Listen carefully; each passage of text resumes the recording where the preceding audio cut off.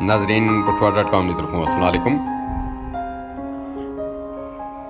Dog सूबेदार मोहम्मद खान मोड़ा नगड़ियाल राजा खिजर अयाद वल्द राजा मोहम्मद यासीन मरहूम उन्होंने दावत वलीमा उन्होंने शादी खाना आबादी दुख्तर राजा शौकत अली नाल अंजाम पाई थी, जिसने खसूसी तौर पर चौधरी मसूद उल हक कनेडा तो तशरीफ ले आए जी।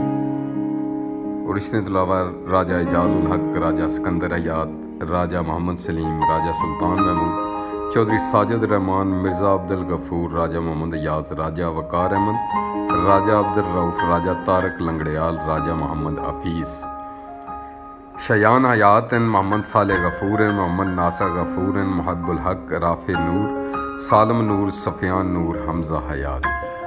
और इसने भी दोस्तों अहबाब बरादरी भरपूर शिरकत की जी। कसीर तादाद विच दोस्तों अहबाब इत्थे आए जी ते उन्होंने वेलकम आख्या गया जी। दावत वलीमा दियां झलकियां मुलाजा फरमाओ जी।